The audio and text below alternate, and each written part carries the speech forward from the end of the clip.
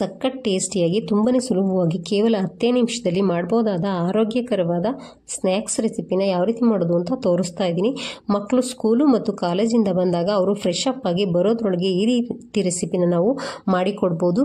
ಬನ್ನಿ ಯಾವ ರೀತಿ ಮಾಡೋದು ಅಂತ ನೋಡೋಣ. ಇಲ್ಲಿ ನಾನು ಒಂದು ಬಾಣಲೆ ಇಟ್ಕೊಂಡಿದ್ದೀನಿ.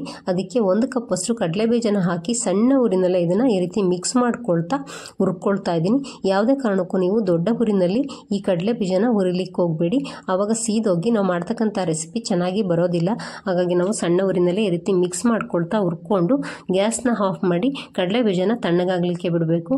ಅದು ತಣ್ಣಗಾದ ನಂತರ ಕೈಯಿಂದ ಈ ರೀತಿ ಉಜ್ಜಿ ಸಿಪ್ಪೆನೆಲ್ಲ ತೆಕ್ಕೊಳ್ತಾ ಇದ್ದೀನಿ. ನೋಡಿ, ಹೀಗೆಲ್ಲ ಸಿಪ್ಪೆನೂ ತೆಗೆದು ನಾನು ರೆಡಿ ಮಾಡಿ ಇಟ್ಕೊಂಡಿದ್ದೀನಿ. ಮತ್ತು 2 ಹೋಳನ್ನು ಕೂಡ ಮಾಡಿ ಇಟ್ಕೊಳ್ಬೇಕು ಕಡಲೆಬೀಜನ ಸಿಪ್ಪೆ ತೆಗೆದ ನಂತರ. ಈಗ ಒಂದು ಬಾಣಲೆ ಇಟ್ಕೊಂಡು ನಾನು ಅದಕ್ಕೆ 1 ಸ್ಪೂನ್ ಅಷ್ಟು ಎಣ್ಣೆನ ಹಾಕೊಳ್ತಾ ಇದ್ದೀನಿ.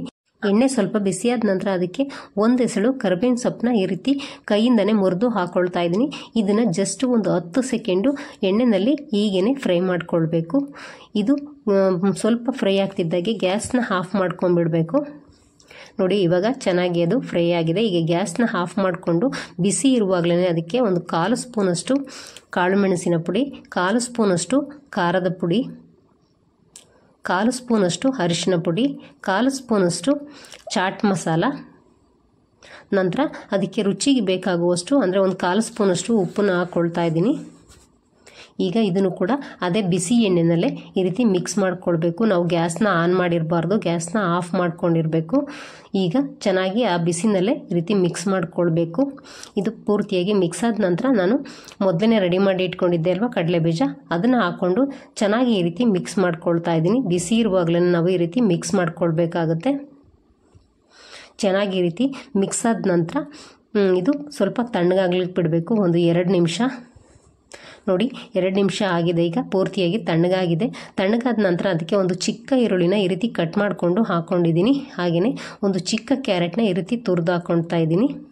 ಮತ್ತು ಸ್ವಲ್ಪ ಕೊತ್ತಂಬರಿ ಸೊಪ್ಪನ್ನು ಕೂಡ ಈ ರೀತಿ ಕಟ್ ಮಾಡಿ ಹಾಕ್ಕೊಂಡಿದ್ದೀನಿ.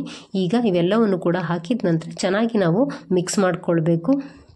ಇದುವರೆಗೂ ವಿಡಿಯೋ ನೋಡಿದರೆ ರೆಸಿಪಿ ಇಷ್ಟ ಆದರೆ ಒಂದು ಲೈಕ್ ಕೊಡೋದನ್ನು ಮರಿಬೇಡಿ. ಹಾಗೆ ಸಬ್ಸ್ಕ್ರೈಬ್ ಕೂಡ ಮಾಡ್ಕೊಳ್ಳಿ.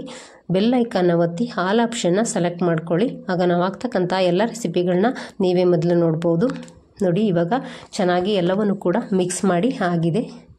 ಈಗ ಇದನ್ನು ನಾನು ಸರ್ವ್ ಮಾಡ್ಕೊಳ್ತಾ ಇದ್ದೀನಿ. ನೋಡಿ, ಎಷ್ಟು ಸಖತ್ತಾಗಿರತಕ್ಕಂಥ ಹೆಲ್ತಿಯಾಗಿರ್ತಕ್ಕಂಥ ಸ್ನ್ಯಾಕ್ಸ್ನ ಕೇವಲ ಒಂದು 10 ನಿಮಿಷದಲ್ಲಿ ನಾವು ಯಾವ ರೀತಿ ಮಾಡ್ಬೋದು ಅಂತ ನೋಡ್ಕೊಂಡ್ರಲ್ವಾ. ಇದೇ ರೀತಿ ಇನ್ನೊಂದು ಹೆಲ್ತಿ ಮತ್ತು ಆರೋಗ್ಯಕರವಾದ ರೆಸಿಪಿಯೊಂದಿಗೆ ನಾನು ನಿಮ್ಮನ್ನು ಮುಂದಿನ ವಿಡಿಯೋದಲ್ಲಿ ಭೇಟಿಯಾಗ್ತೀನಿ. ಅಲ್ಲಿವರೆಗೂ thank you for watching. Bye friend.